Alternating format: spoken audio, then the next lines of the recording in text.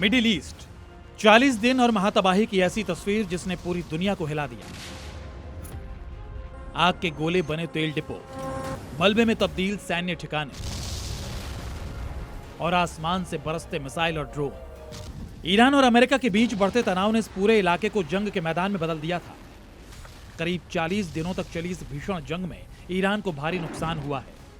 ईरानी सरकारी प्रवक्ता फातिमा मोजेरानी के मुताबिक अमेरिका और इजराइल के हमलों में ईरान को करीब 270 अरब डॉलर का नुकसान हुआ है। 190 से ज्यादा मिसाइल लॉन्चर तबाह हो गए। नौसेना के 150 से ज्यादा जहाज क्षतिग्रस्त हुए। 80% से ज्यादा एयर डिफेंस सिस्टम को नुकसान पहुंचा। तेल के बड़े ठिकाने खासकर हॉर्मुज और खार्ग आइलैंड भीषण हमलों में बुरी तरह प्रभावित हुए। ये इलाके अब खंडहर में तब्दील होते दिख रहे हैं। हजारों मिसाइल और ड्रोन या तो इस्तेमाल हुए या तबाह कर दिए गए।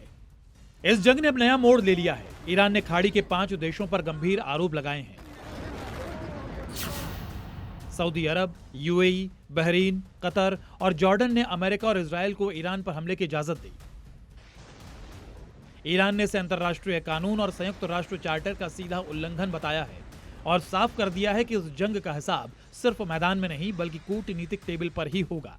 ईरान ने कहा है कि जंग में हुए नुकसान बातचीत एजेंडे का अहम हिस्सा है, यानी बातचीत होगी तो नुकसान की भरपाई पर भी बात होगी। सबसे बड़ा सवाल, इतने बड़े नुकसान के बावजूद क्या ईरान झुकेगा? फिलहाल जवाब है नहीं। ईरान ने साफ संकेत दिए हैं कि वो समझौते के मूड में नहीं है। मिडिल ईस्ट में बढ़ता ये टकराव सिर्फ क्षेत्रीय नहीं बल्कि वैश्विक संकट का संकेत है। तेल, व्यापार और सुरक्षा तीनों पर इसका असर पड़ रहा है।